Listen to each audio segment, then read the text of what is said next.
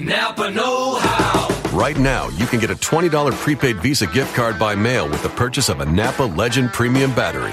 Its durability and power make it the obvious choice for people who hate getting stranded by a dead car battery. So pretty much everyone. The Napa Legend Premium battery and $20 back. Quality parts, helpful people. That's Napa know-how. Napa know-how. At participating Napa Auto Parts stores and Napa Auto Care centers. Limit 2 per household while supplies last. Offer ends 2/28/19. I'm Jay Farner, CEO of Quicken Loans, America's premier home purchase lender. We've created a new way to protect you from unpredictable interest rates. Our exclusive Rate Shield approval. First, we lock your interest rate for up to 90 days. Then, if rates go up, your rate stays locked. But if rates go down, your rate drops. Either way, you win. Call us today at 800-QUICKEN or go to rocketmortgage.com. Rate Shield approval only valid on certain 30-year fixed-rate loans. Call for cost information and conditions. Equal housing lender. Licensed in all 50 states. NMLS number 3030. Additional conditions or exclusions may apply. You are listening to KLRN Radio, where liberty and reason still reign.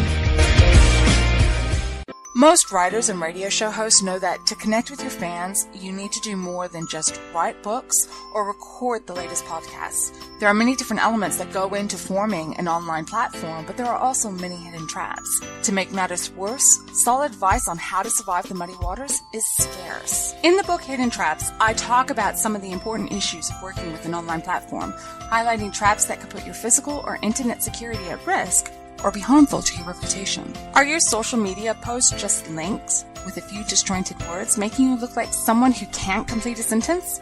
Did your new website cost you more than you anticipated?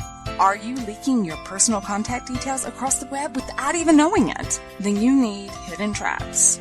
Hidden Traps is now available in paperback and ebook from a variety of retailers, including Amazon, Barnes & Noble, and Kobo. Visit blackwolfpublications.com for more details. Do you need a car? Been shopping only to be turned down because of bad credit, low credit, no credit, bankruptcy, or divorce? Guess what? Today's your lucky day, because now you can buy a car, truck, or SUV, just about any vehicle. It's true. Bad credit doesn't matter. No credit doesn't matter.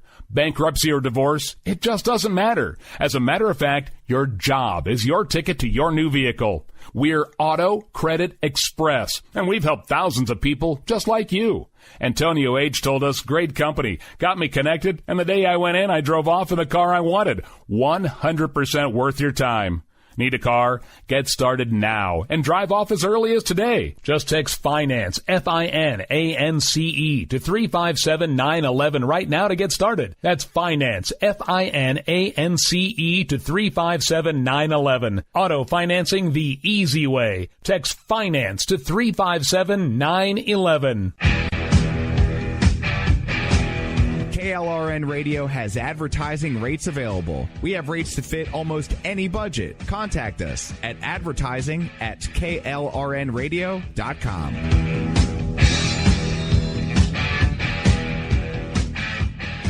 Everyone loves liberty. Our rights come from God, not the government. So why are you letting other people tell you what's best for your healthcare? Exercise your freedom with Liberty Health Share. Liberty Health Share is a community of people who voluntarily share one another's medical costs. Liberty Health Share is founded on the idea that most people truly want to help one another. Healthcare sharing allows members to do just that as a true community that supports one another in times of need. Liberty believes people should make decisions for themselves and their families. Members are able to take back the freedom to make their own decisions about their healthcare. Freedom from guilt or doubt about how your money is used. You have the freedom to direct your healthcare, not to be dictated to by bureaucrats. Stop letting others tell you what to do and join a community of like-minded people. Exercise your freedom. Join Liberty Health Share and take back the control of your healthcare while helping those around you. Call Liberty at 855-58-LIBERTY. Again, that's 855-58-LIBERTY for more information, or you can check them out at libertyhealthshare.org. Again, that's libertyhealthshare.org. My son was in the Army back during Desert Storm, but even then he wanted an MBA. He looked at a dozen schools, but only one offered the online education and flexibility he needed while he was in a tent in Iraq. Grantham University. Turns out that Grantham's been delivering affordable, relevant college and advanced degrees for over 65 years. Heck, if they can deliver a quality education to a soldier in a tent overseas, think about the flexibility Grantham can offer you so you can earn your degree too. It doesn't matter how complicated or full your life is, if getting a degree is on your bucket list, you'll want to do what my son did. You'll want to call Grantham. Find out how easy it is to get started on your education so you can check that college degree off your bucket list. Call Grantham right now, 800-910-1370. That's 800-910-1370. Flexible, affordable, relevant. Call 800-910-1370. At St. Jude, a family never sees a bill at all. It's like the world has been lifted off of your shoulders. St. Jude Children's Research Hospital. Finding cures, saving children. Learn more at stjude.org. Sometimes writers feel lost, unsure why. It takes another set of eyes to help us nurture our writing. At Black Wolf Editorial Services, we strive to offering manuscript critiques and line edits through a mentoring style. We also offer assistance to bio for you. Black Wolf is nurturing your writing into mature. For a full list of services, visit Black Wolf. You're listening to the Spark Radio Network, internet radio like you've never heard before. Innovation, creativity, and imagination are all said to begin with a spark. So fasten your seatbelt and take the ride of your life and listen for the spark. It's time now for the Conservative Curmudgeon Radio Show. Now, here's Grouchy.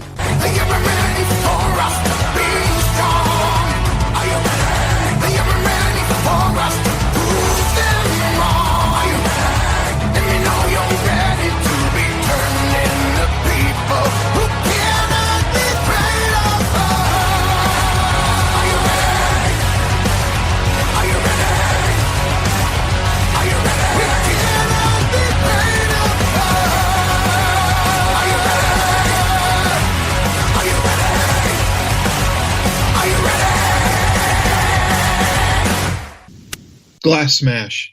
Anyway, that was It's not my fault it froze. There you go. And you gotta love it. You just never know. I mean, I've said it 100 times if I've said it twice, but you just never know. Welcome in, everybody. It's Wednesday again on KLRN Radio, your home for conservative talk. I'm going to kick your night off tonight, hopefully a little better than the intro did, but you should stay tuned all night. Make your plans. It's Wednesday night. TV's lousy anyway, unless you're hooked on a new show or something like Ray Donovan like I am. Anyway, look, right after me, you get FUBAR with Politibunny and Orty Packard. What a great show that is. You guys really need to tune in. You can learn something and laugh at the same time, which is usually more than we do here. Usually we just do learning here and a little bit of cussing, and they do a little bit of cussing too. Actually, they do a little bit more than I do, but anyway, that's all good. It's, it's a freedom of speech thing, so fuck it if you don't like it. Anyway, it's, and then, of course, after them, the man behind the scenes right now, the man behind the scenes all night, and then the man that nightcaps your night, Rowdy Rick with America Off the Rails. Like I said, it is a big triple play. Do yourself a favor. Stay tuned all night. There'll be breaks for drinks and potty stops. Trust me, we do that too. All right. So, we're gonna actually, I got a bunch of stuff I got to kind of sort through here. I don't have it in the order I really want it in. We're going to pretty much dedicate the whole second half of the show to March for Life coming up this Friday, and basically pro-life causes and news and things of that nature. So the first half of the show will be more hard political, and then we'll turn more pro-life, and that's got a little political angle to it, but and yes, thank you, Ron. I see you counting there in the chat room. Appreciate that. I am up one. Fucking A. Anyway, we're going to kick it off with probably the biggest bozo, not necessarily the dumbest person, but the biggest bozo. And when I say biggest, I'm just talking literally size-wise here. New York City Mayor Bill de Blasio, and in case you didn't know, he's a rather large fella. He goes about 6'5". He announced a plan to provide guaranteed health care for all New Yorkers, including illegal immigrants, regardless of ability to pay or immigration status. So basically, whoever wants health care that doesn't have health care, that can't afford health care inside of New York City, doesn't matter whether you're a legal immigrant, an illegal immigrant, whether you have a green card, whether you have a plaid card, whether you have a JCPenney card or, whatever. It doesn't matter. You can get health insurance. And they're going to do this with a $100 million fund. $100 million. That's right.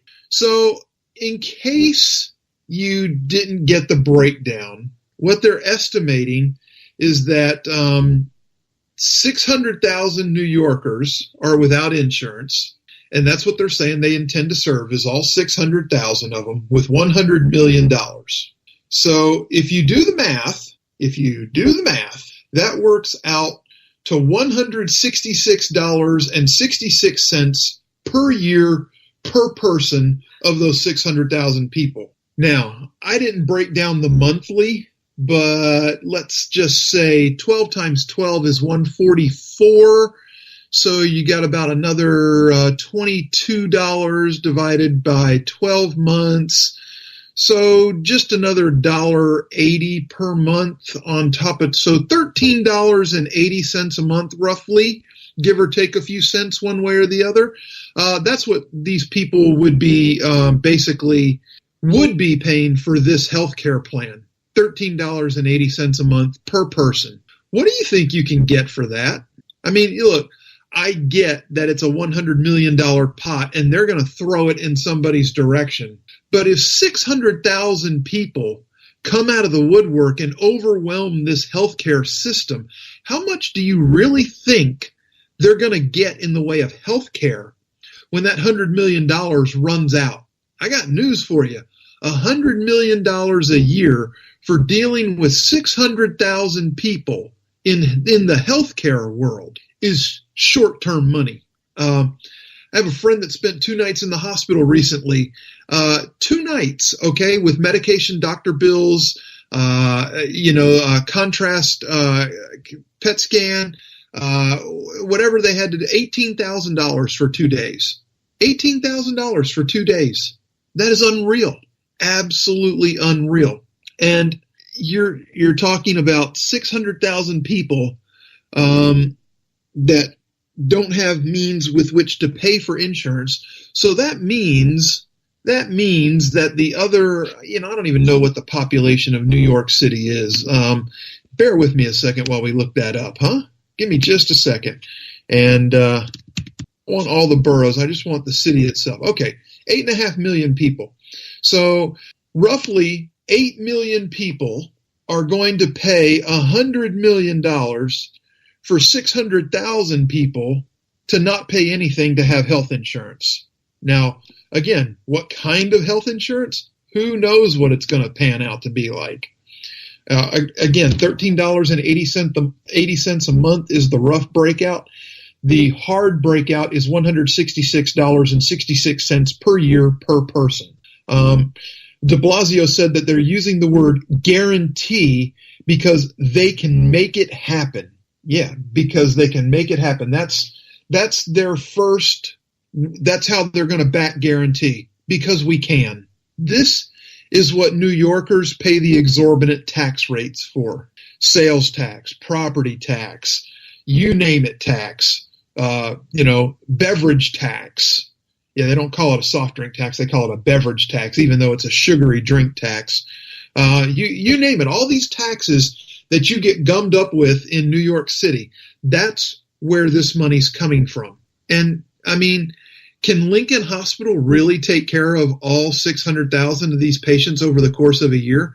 Now, granted, I know all 600,000 aren't necessarily going to get sick in the same year, and that would be foolish to even think that. But come on, let's be realistic here. When people are told that they are guaranteed insurance and health care, do you think they're not going to use it? Especially when they know they don't have to pay anything for it. I mean, it's crazy. It's crazy. And hey, Ron, thanks for the info in the chat room. Andrew, welcome in. Glad you're listening while you're driving. Don't look at your phone. Just keep your eyes on the road and keep your ears open. Ron's telling us in the chat room that first 3 days in a hospital, Medicare copay is $1,350 per day. So that's $4,350 for the first couple days. Bang. And that's just your copay. Anyway, according to the mayor's website, it will be the largest, most comprehensive plan in the nation to guarantee health care for every New Yorker. Now, here's my next question. If the city of New York is going to guarantee health care for its citizens, what's to stop New York companies from even offering health care and just telling their people to go through the city and get it? What if 600,000 becomes 800,000 next year? And what if 800,000 becomes 1.2 million the year after that? You know, it's just, what are you going to do when the number grows? You're just going to keep taxing people to keep paying for it? If there was ever an idea of socialism, this is it, folks. This is going to be the largest experiment in socialism in the United States. It will fail. There's no viable way this can work. And, you know, they'll do everything in their power to make it look like a success when it, you know, it's going to be drowning. It's absolutely going to be drowning. And they'll lie to you. They'll tell you what a great success it is. They'll tell you everything in the world that they need to hear in the media except the truth. There's no way they make this work. You're talking about as many people that live in the entire city of Milwaukee or Baltimore. You know, it's ridiculous to think that they can do this for $166 a person per year. And, you know, de Blasio he's just rose-colored glasses with this whole thing. He said, today we take a huge step forward because we're telling people it's guaranteed. That's what's going to change people's lives, and it's going to change the way they act, because when you know something is guaranteed, you act differently, he said. Really? Really? I mean, you were guaranteed insurance through healthcare.gov, and we still have uninsured people out there. So what does that tell you? It's just ridiculous. He says it's meant to be there for you. It's not something you have to fight or struggle for. It's not some maze you have to complete. It's guaranteed. It will be accessible. It will be available, he said. So, in making this announcement, he also called for single-payer system for the rest of the country. Of course he did, because what good communist wouldn't? He said, is this something that ideally should be handled in Washington or in Albany? Yes, it should, he said. Let me just make that clear at the outset.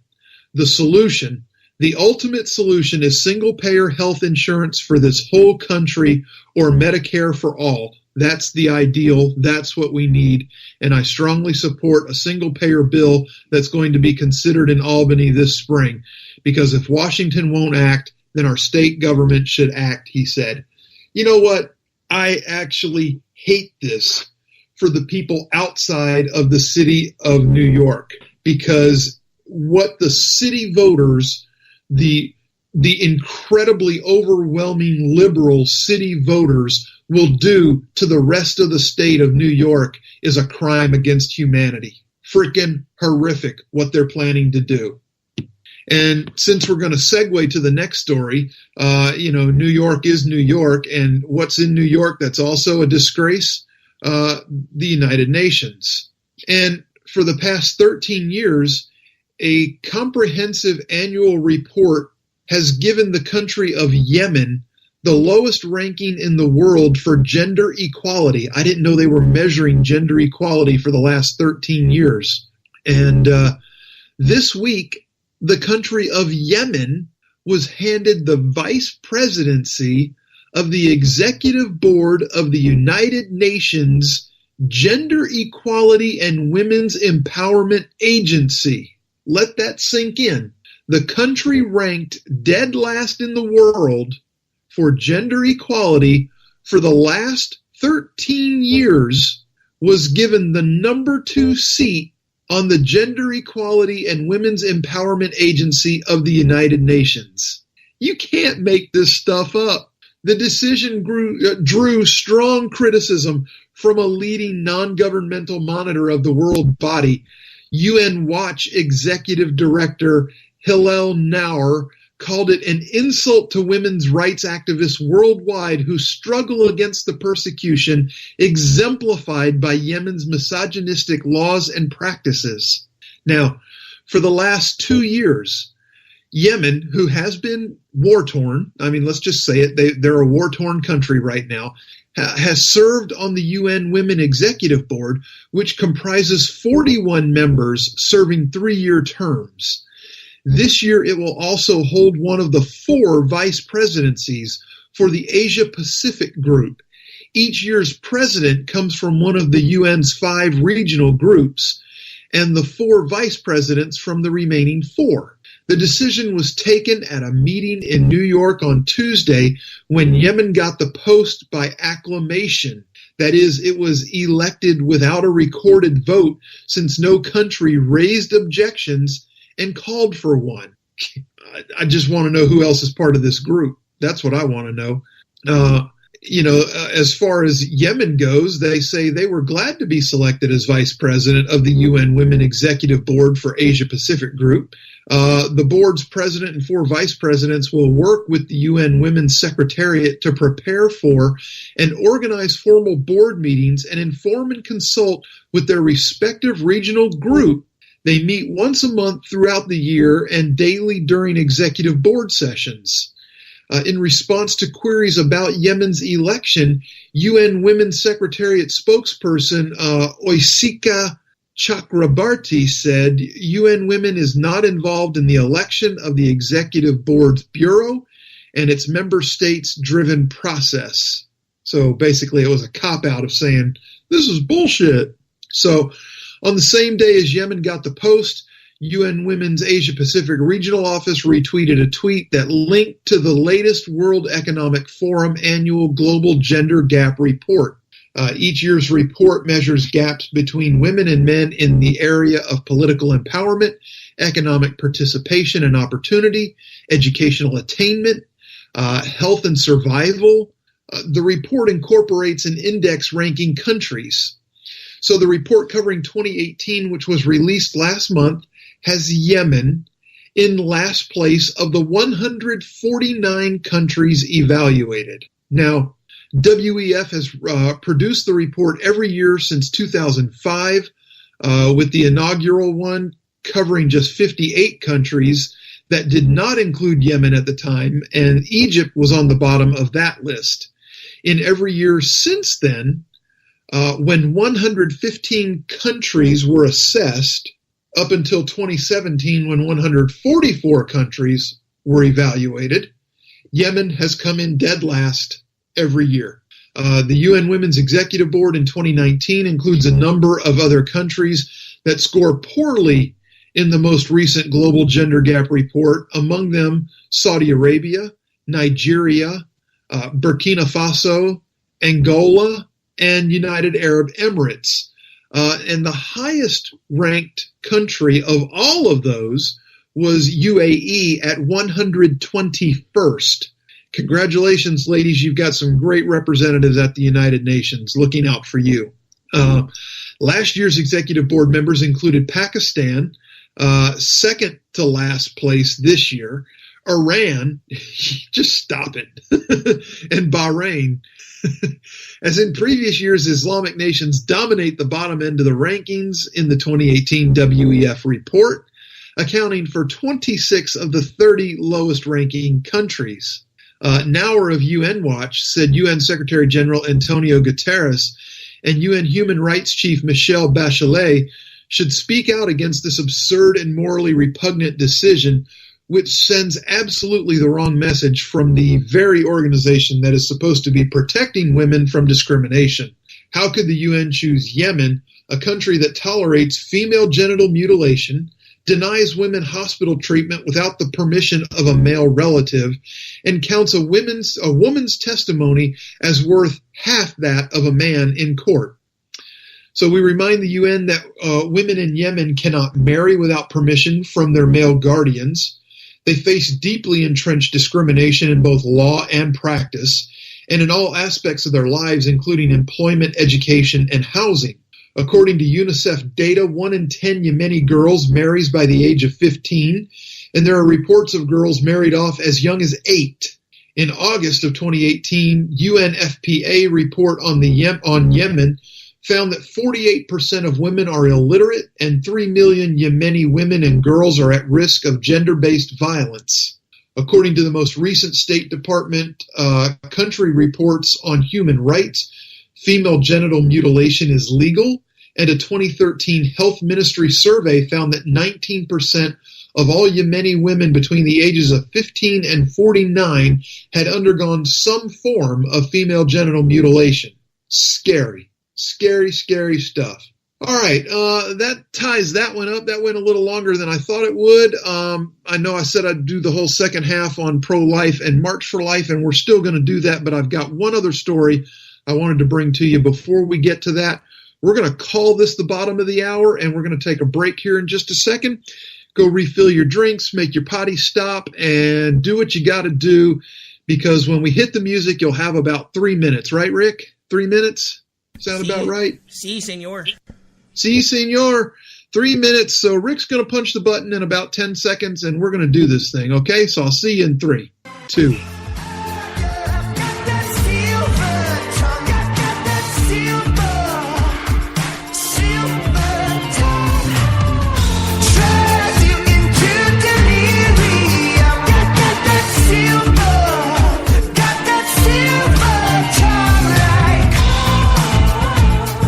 Son was in the Army back during Desert Storm, but even then he wanted an MBA. He looked at a dozen schools, but only one offered the online education and flexibility he needed while he was in a tent in Iraq. Grantham University. Turns out that Grantham's been delivering affordable, relevant college and advanced degrees for over 65 years. Heck, if they can deliver a quality education to a soldier in a tent overseas, think about the flexibility Grantham can offer you so you can earn your degree too. It doesn't matter how complicated or full your life is. If getting a degree is on your bucket list, you'll want to do what my son did. You'll want to call Grantham. Find out how easy it is to get started on your education so you can check that college degree off your bucket list. Call Grantham right now. 800-910-1370. That's 800-910-1370.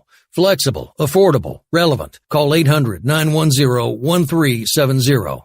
Attention business owners and independent contractors. This is a money-saving message from Tax Mediation Services. If your business owes $20,000 or more in taxes, we can help you today, right now. Listen, dealing with the IRS is no picnic. It's an intimidating and extremely stressful process, and you don't want to go it alone. Our attorneys know every law, every tax break, and every possible opportunity to help you resolve and reduce your tax debt. And if you owe more than $20,000, you may be at the top of their hit list. So don't take your tax debt lightly, because it will not go away on its own. The IRS can seize your bank accounts, your home, and even shut down your business. Call our tax experts today at 1-800-783-0810 and let us deal with the IRS while you focus on your business. That's 1-800-783-0810. Again, that's 800-783-0810.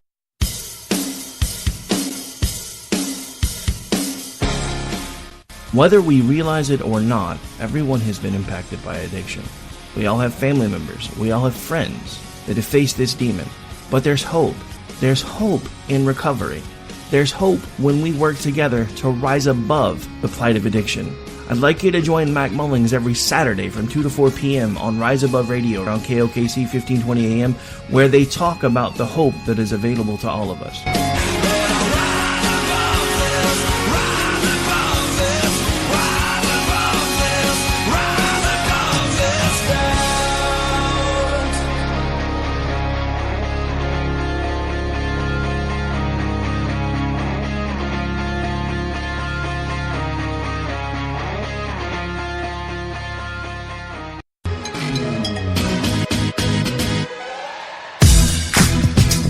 Gotta give you your right bumper.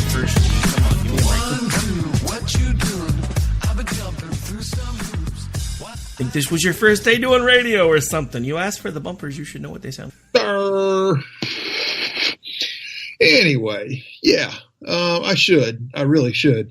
Anyway, thanks for coming back. We're gonna jump out to the left coast real quick for this next story.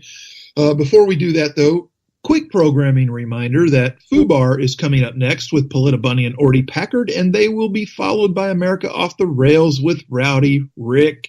And that's your Wednesday night, folks. After that, you can go to bed and know that you've heard everything you need to hear. So anyway, out on the left coast, there's this company that, if anybody out there is from California, you've probably heard of PG&E. Yeah. They are one of the biggest U.S. power utilities by customer. And on Monday, they announced that they are preparing to file for Chapter 11 bankruptcy protection as soon as this month, possibly, amid pressure from potentially crushing liabilities linked to California's catastrophic wildfires in 2017 and 2018. So PG&E provides electricity and natural gas to 16 million customers in northern and central California, and they are facing widespread litigation, government investigations, and liabilities that could potentially exceed $30 billion due to the fires, according to the company. The most recent fire last November killed at least 86 people in the deadliest and most destructive blaze in California history. Its shares plunged 55% on Monday to $8.92, giving it a market capitalization of less than $5 billion. The stock is down 88% from late 2017 before wildfires devastated PG&E's service areas. Their chief executive officer was replaced on Sunday by General Counsel John Simon on an interim basis. And let's see, San Francisco-based company is working on lining up roughly $5.5 billion in so-called debtor-in-possession financing to help operations during bankruptcy proceedings. The utility said the bankruptcy process will not affect electric or gas services for their customers. Company advisors expect that it may take up to 2 years to emerge from bankruptcy. In theory, California politicians could avert PG&E's bankruptcy with legislative action. Last year, the state approved a law helping utilities recoup costs from fires in 2017, but not blazes in 2018. Both lawmakers and regulators may be constrained in how much more they can help PG&E, at least by allowing it to further raise electricity rates. Now, California's average rate is 16 cents per kilowatt hour, while those in neighboring Oregon and then in Washington are approximately half as much. And that's according to the United States Energy Information Administration. They provide energy provided to them by the energy consulting firm of McCullough Research. The U.S. average, by the way, in case you're wondering, is 10 cents per kilowatt hour. So PG&E said in a securities filing it could potentially raise more money and avoid seeking bankruptcy protection, but argued such a move would be complex, uncertain, and expensive. Sounds like it's going to be expensive any way it happens. And you know who always pays for expensive stuff when it comes to business entities, right? That's right. You and I do. So California, yeah, with your new governor, that's even further left than Governor Brown was. It just, who knows what can happen out there, right? I mean, Orty Packard, you're in California. I don't know. You got to tell us. Anyway, yes, immune to making them immune to lawsuits in 2016 and 17 to harden their equipment. Exactly what I was just talking about there. Bravo, sir. So a bankruptcy filing could help the company deal with fundamental problems as the prospect of continually being exposed to financial fallout from future wildfires. The company said many PG&E customers live near dry forest where rain has become increasingly rare. Conditions for potential future blazes are on the rise. PG&E's regulator, the California Public Utilities Commission, began in late December to investigate whether the company should make significant structural changes, including becoming owned by the state or splitting up its businesses. So like a Ma Bell type situation here, breaking it off into baby bells. So PG&E is saying it faces significant liability in excess of its insurance coverage if its equipment was found to have caused the camp fire that swept through the California mountain community of Paradise last November. The liabilities from that fire could be catastrophic if authorities determine, again, that it was the equipment that caused the blazes. Under California law, utilities are exposed to liability from wildfires regardless of their negligence. The company decided to prepare to file for bankruptcy in part to address that issue, known as inverse condemnation. So anyway, that's what's going on out there. And you got PG&E, which drew down remaining amounts on credit lines totaling $3.3 billion in November, had about $1.5 billion of liquidity as of Friday. A notice to employees about a pending bankruptcy could potentially dry up access to capital. So anyway, there you have it. That's the big story out on the left coast. Right now, we're going to change gears and go back to D.C. This Friday is the March for Life, and there will be 4 United States elected politicians that will speak at the 2019 March for Life. They will join an estimated, what they're saying, 100,000 Americans who will gather on the National Mall in Washington. I bet it's more than 100,000. I bet it really is. But anyway, in a rare, very rare bipartisan show of support for the pro-life movement, United States Congressman Dan Lipinski, Democrat of Illinois, and Congresswoman Katrina Jackson, Democrat of Louisiana, will join Republican Senator Steve Daines of Montana and Congressman Chris Smith of New Jersey, the 2 Republicans, on stage at the National March.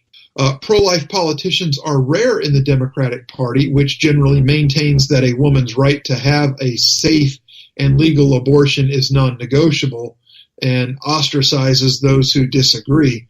Lipinski has attended the March for Life in previous years, skipped last year's during a tough primary in which he ran against a pro-choice challenger and faced attacks from pro-abortion groups such as NARL, Pro-Choice America, Planned Parenthood, and Emily's List. Despite the pressure, Lipinski still attended last year's Chicago March for Life. Good for him. And you guys in the chat room, y'all nasty. Y'all don't need to be posting that stuff up no more. Stupid PETA. Y'all killing me. So anyway, March for Life President Jean Mancini said she was delighted that the 4 politicians would appear at the march and added that the right to life is a nonpartisan issue. She's absolutely correct. She said they're delighted to have them. The right to life is nonpartisan, blah, blah, blah. We said that already. We should all unite for life and stand against abortion, the greatest human rights abuse of our time. Amen to that. The theme of this year's march is unique from day one, and so factually true. Pro-life is pro-science, and will emphasize the ways in which modern science supports the pro-life movement. Held annually since 1974, the March for Life has become the largest human rights demonstration in the world.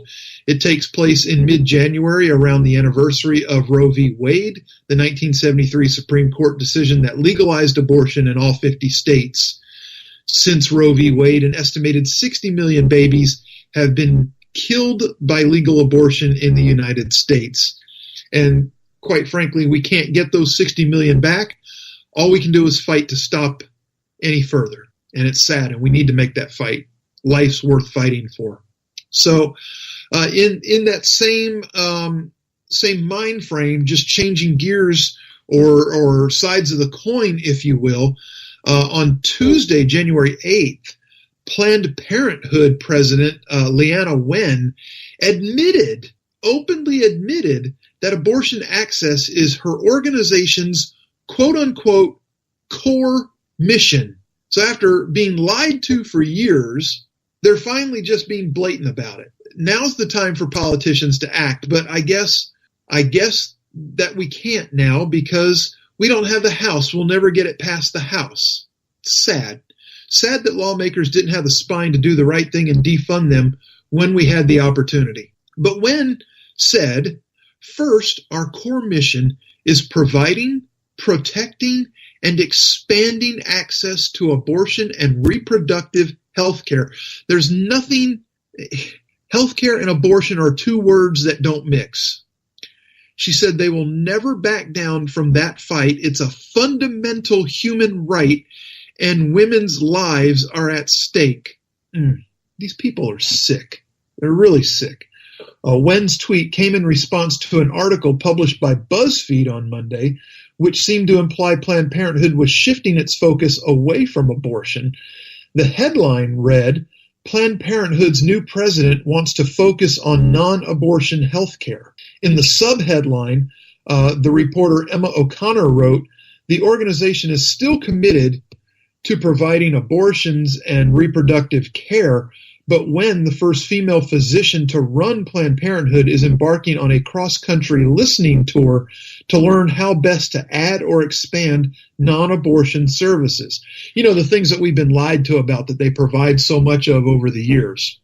And, you know, she said, I'm always happy to do these interviews, but the headlines completely misconstrue my version or my vision for Planned Parenthood, and adding that the organization would continue to fight for abortion on demand. There have been more than 400 abortion restrictions included in the states since 2011, Wen wrote. Serving our patients must include fighting those restrictions in legislatures and at the ballot box. She's definitely dedicated. Nothing like killing those babies off. In recent years, Planned Parenthood has said abortions make up only 3% of its revenue.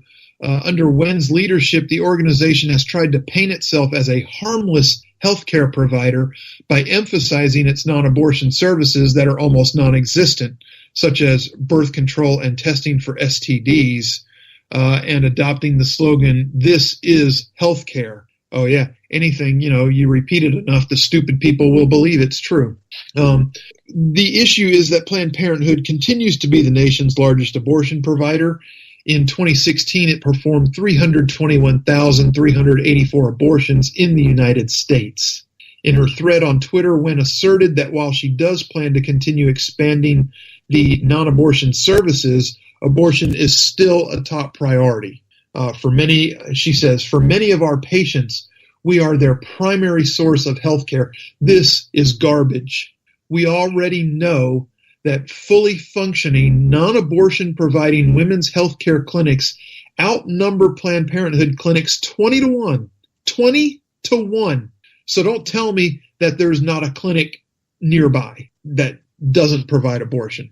Not happening. So she is kicking off a tour.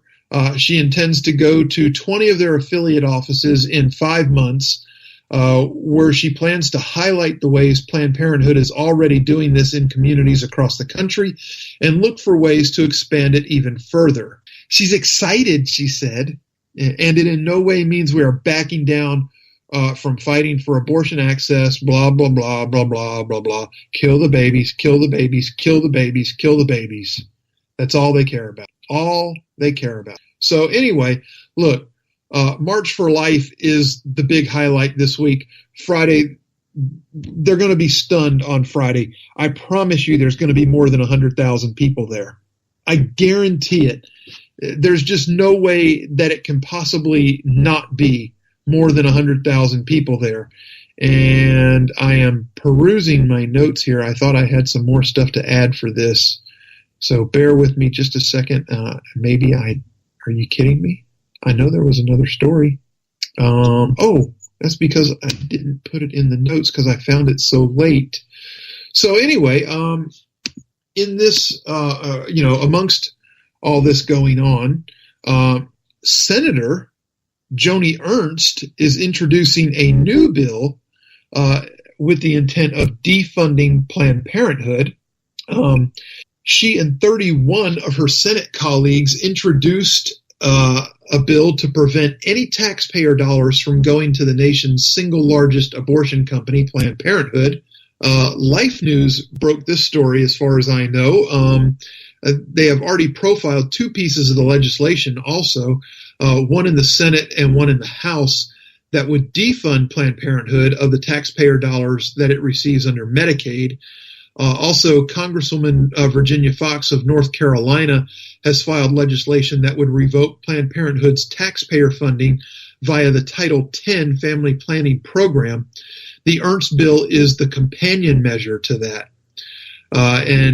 According to Senator Ernst, she said, "We must fight to protect the most vulnerable in our society, the unborn.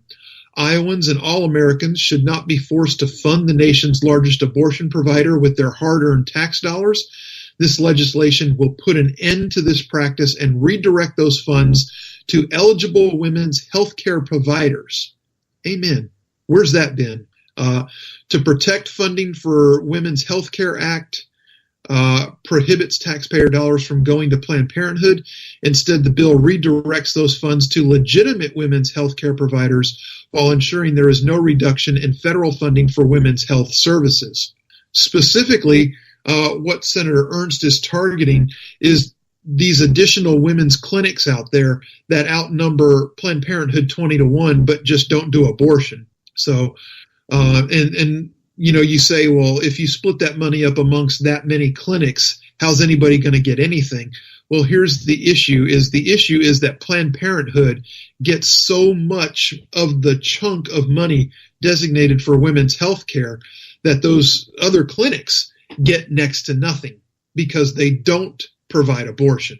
So Planned Parenthood, they kind of cook their books to show that they're providing all this health care when it's, they're not really doing anything that you can't get done at a local public health office.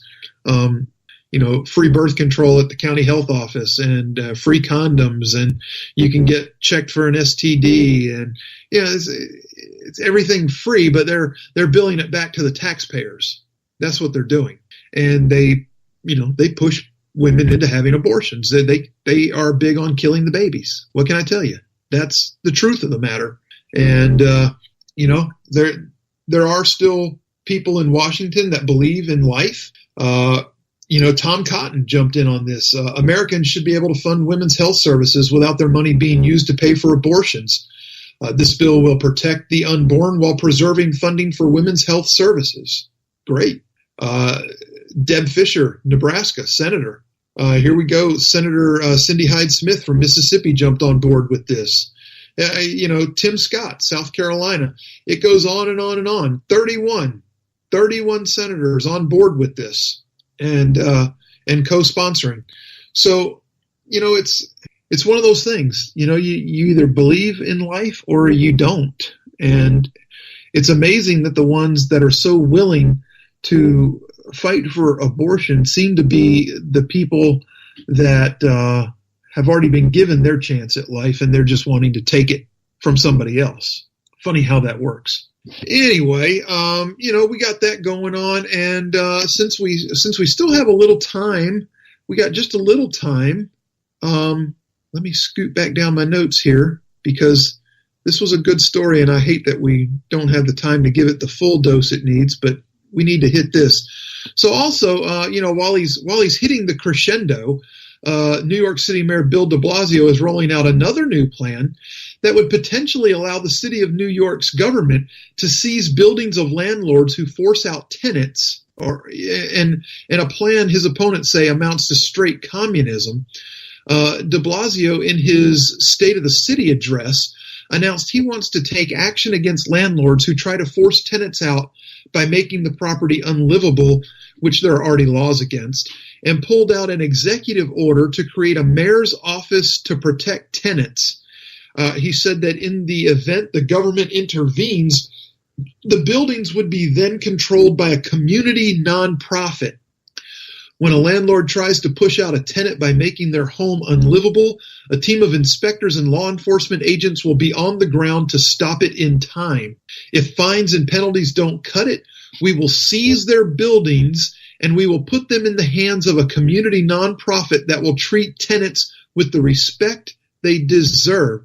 So basically, we're talking about forcing people to use their property how the city deems they should use it. You're talking about rent control by the city forced on private ownership. You're talking about communism. The government would own the building, and it would be used how they deemed, or their, we'll call it their appointee deems the right thing to use it for. Basically, you're telling property owners they can't manage their own property. They claim that it's being done to drive people to responsible, mission-driven ownership. What if their mission is different than the city's? You going to tell a property owner what their mission should be with their property? The city has gone easy on problem landlords in the past, according to the New York Times. They've taken a gentle hand with landlords who deprive tenants of basic services, declining to enforce the maximum penalties for even the worst offenders, detailing how neglected repairs end up forcing tenants out. Okay, so if it forces tenants out, they can't get new tenants in, and certainly not for more money if the repairs need to be done. So this makes no sense to me. None at all. Republicans are disturbed by the extent of the plan and charge the idea was more suited to communist dictatorships where land and property seizures are commonplace. Assembly member Nicole Maliotakis, who ran against de Blasio in the 2017 mayor's race, said, "My first reaction was, is this communist Cuba? This is extreme even for Mayor de Blasio because we know he has socialist leanings, but this is straight out of hard communism, and I think it's very scary to America-loving, democracy-loving people," she said. De Blasio, man, he's off the deep end. $166 a year per person for health insurance, per year per person for 600,000 people. And he thinks that's going to guarantee everybody the highest quality care. And now we're talking about asset forfeiture here, seizing people's property and turning it over to the state for use as they deem fit. Ridiculous. All right. Well, that's it for me tonight, folks. That's the show. Next week, I will be out of town, so there will be a replay. I'll be at the PGA Merchandise Show in Orlando. Don't be jealous. Don't hate. I'll be having fun. I'll be thinking about you for a few minutes, but not too terribly long. And what was that, Rick? I said damn 1%er. Yeah, it's funny. I always tease Politibunny about being the 1%er like Orty does, but I got pro passes to the PGA show. Anyway, if you like the show, tell your friends. If your friends like the show, you need new friends. But they and you are welcome here with me every week on the Conservative Curmudgeon Show on KLRN Radio. Peace. God bless. I hate this place. Nothing works here. The medications don't work. I've been here for 7 years.